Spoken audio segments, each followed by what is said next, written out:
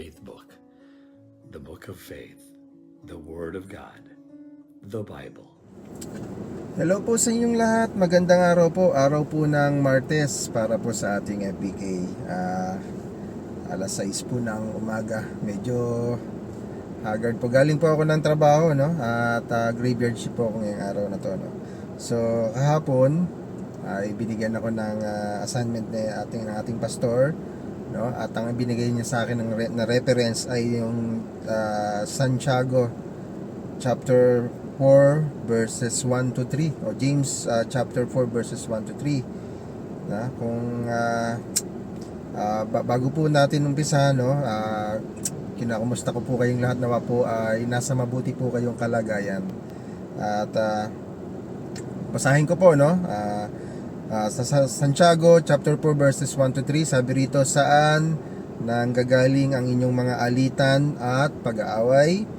Hindi ba't nagmumula iyan sa mga pagnanasang naglalaban-laban sa iyong kalooban? Verse 2, mayroon kayong ninanasa, ngunit hindi ninyo makamtan, kaya't pumapatay kayo. Mapasay nyo lamang iyon. May mga bagay na gustong-gusto ninyo, ngunit hindi ninyo maangkin, kaya kayo'y nagkakagalit at naglalaban-laban. Hindi ninyo nakakamtan ang inyong ninanais dahil hindi kayo humihingi sa Diyos.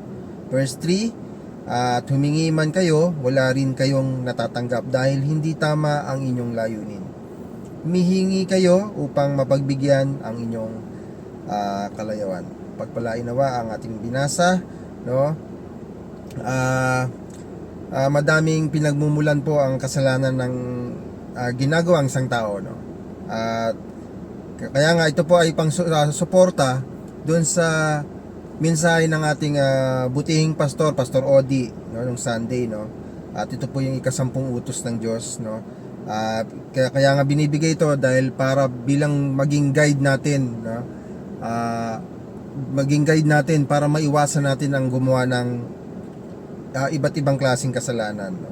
Yun nga, yung ikasampung utos po kung saan ay mababasa po natin sa Exodus chapter 20 verse 17. Ang sabi doon, you shall not covet your neighbor's house, you shall not covet your neighbor's wife, nor his male servant, nor his female servant, nor his ox, nor his donkey, nor anything that is your neighbor. So tinutukoy dito yung lahat, no? Lahat ng hindi sa'yo, no, ay wag mong pagnanasaan. So isa na dito sa mga kasalanan na to yung inggit, no, kung saan nabanggit ito ni Apostol Santiago doon sa pinakahuling bahagi ng kanyang chapter 3, no?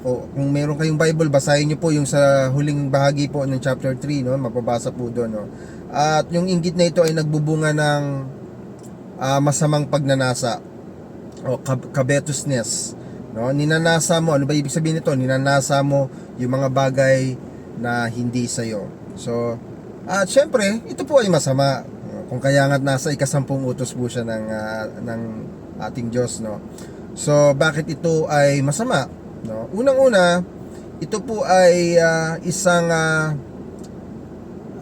trap, yung tinatawag na sa Tagalog na patibong. Yan patibong po yan na maaaring pag-umpisahan ng iba pang mga o pagmula ng iba pang kasalanan.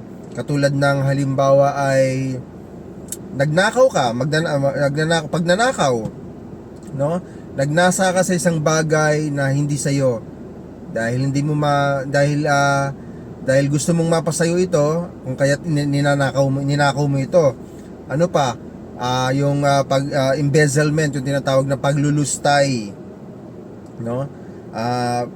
Ano pa? Yung kasalanang pagpatay. Ano pa? Kaya ako nabanggit yung pagpatay kasi, di ba, para makuha mo yung gusto mo at dahil hindi mo makuha dahil may nagmamayari, gagawin mo, papatayin mo na lang. Halimbawa, katulad ng pang-hold up, pagnanakaw, yan, katulad nga may pinasok ka isang lugar sa isang bahay, tapos nahuli ka, pinatay mo na lang para, di ba? Ganon ang nangyari. So ano pa, yung pagsikil at pananakit sa damdamin ng iba. Ano pa, ang pinagmumulan nito yung pandaraya. Yan. So maaari din itong pag-umpisahan ng kapaitan, yung bitterness, no? At yung tinatawag na twisted reasoning that can lead to sinful actions. Ano pa yung kung bakit ito kasalanan? Ito daw ay nakakasira sa ating divine purpose, no? Nakakasira sa magandang layunin ng o magandang plano ng Diyos sa atin buhay, no? Nakakasira ito ng magandang intensyon natin sa ating kapwa. So ganun kahalaga kung kaya sinasabi nating masama itong mga bagay na to, no? Tandaan po natin na itong aklat ni Santiago ay doon sa mga talatang ating binasa, ito po ay tinutuon niya doon sa mga kapatiran, sa mga kapwa Kristiyano. Ito po ay bilang pag nagbibigay ito ng paalala, warning, babala, no? Alam naman po natin na bilang isang Kristiyano, madalas aminin na natin yung totoo na experience po natin ito, yung labanan po ng kalooban, labanan po sa loob natin, no? Yung ating kalooban, minsan nagtatalo-talo yung ating nagtatalo-talo yung ating kalooban. Alam natin, kahit alam nating masama, pinipilit natin ito na alam mo yun, yung makihalubilo pa siya sa ating damdamin. Ibig kong sabihin po ay yung bang na kay Kristo na po tayo eh. Dapat ang ating focus, alam na natin yung tama at mali, kahit na ano pa yung maging mangyari sa ating paligid, dapat ang desisyon natin lagi po tayong nasa tama, no? Alam niyo po ba yon?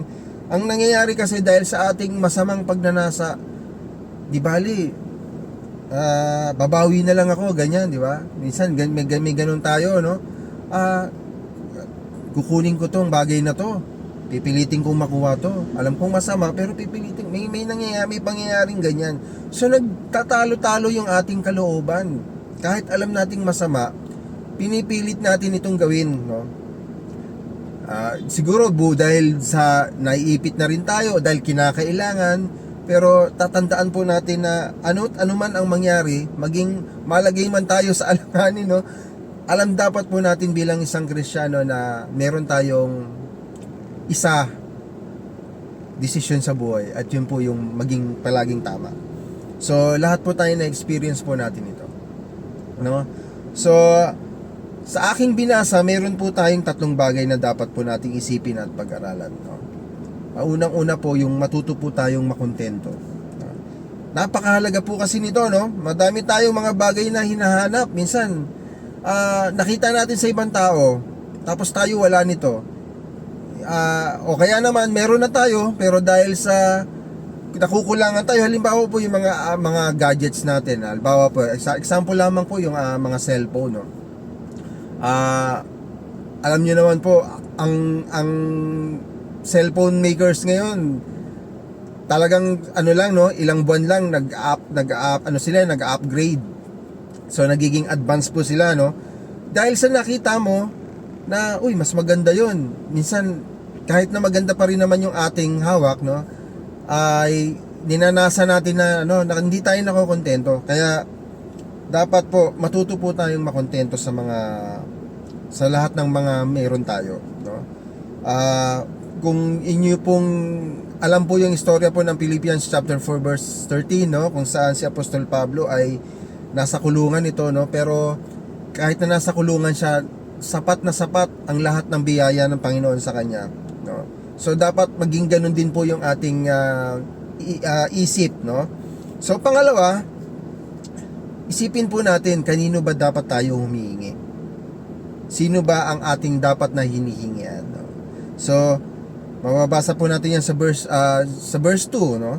So kapag alam natin na ang Diyos po ang ating source, no, matututo po tayong maghintay kahit na madidelay ito, or kahit na wala, matututo po tayo, no? na kahit wala ito, matututo po tayong ma-appreciate or meron man malit na bagay, bilang isang Kristiyano natututo tayong maka-appreciate ng mga small things, no? At dahil diyan matututo tayong magpasalamat. So ganun po kahalaga, no? So ano pa, yung pangatlo natin, no, alamin din po natin yung intensyon ng ating puso kapag tayo po ay humihingi sa Panginoon. Malinis ba ang ating intensyon? Malinis ba ang ating puso? So yun, kung kapag humihingi ba tayo sa Diyos, ito ba ay pansarili lamang? Or ito bang hinihiling ko, ito bang ginagawa ko ay nagbibigay ng pag-ibig pa sa aking kapwa? Nakakalugod ba sa ating Diyos? So, yan po yung mga bagay na dapat nating isipin, no? Matutong makontento. Alamin po natin kung kanino po tayo dapat humingi. At yung pangatlo, ano po ba yung laman ng ating puso habang tayo ay may hinihingi. So, maraming salamat po sa mensaheng ito, no?